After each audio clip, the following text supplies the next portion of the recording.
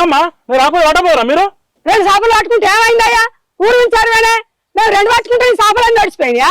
అమ్మ నువ్వు ఒక్కనే అంటున్నావు నేను చూసి ఇంకో 4 అవుతారు ఇంకా 10 మంది అవుతారు 100 పట్టుకుని నేను బతానా నేను టెండర్ 10 లక్షలు వచ్చి పట్టుకున్నా నేను ఎట్లా బతకాలి నేను నాకు ఎద్దా వేసావా నాకు ఏమైనా ఎద్దు వేసా ఉన్నా ఏమన్నా ఇదేనా ఆధారం నాకు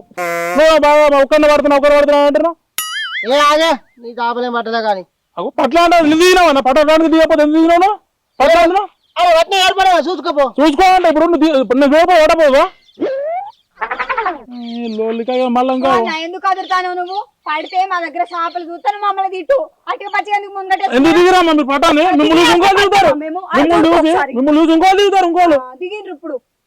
కేసుడు చేపలు అబ్బా అలా దిగేది 2 గంటలు వేసి పడుతుంది ఇంకా అయ్యో చెరువని ఆశపడ్డే చేపలు బాగానే అరే చెవరు ఆశపడుతున్నా టెండర్ పట్టుకుంటే ఊరికి ఓ అన్న తెలియకనే వచ్చినాం తెలితే అద్దమా ఇంకోసారి రాగాని ఒక్కసారి వదిలిపెట్టు పోతాం సపరేక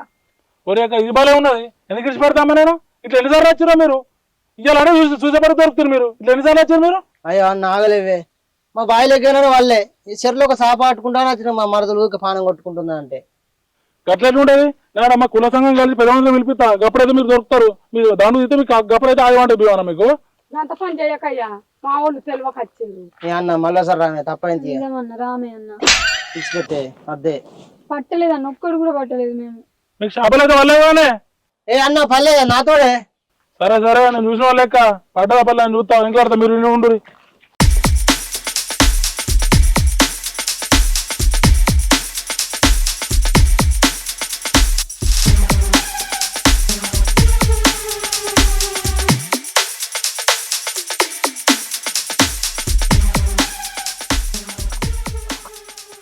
సరే సరే పోరిగా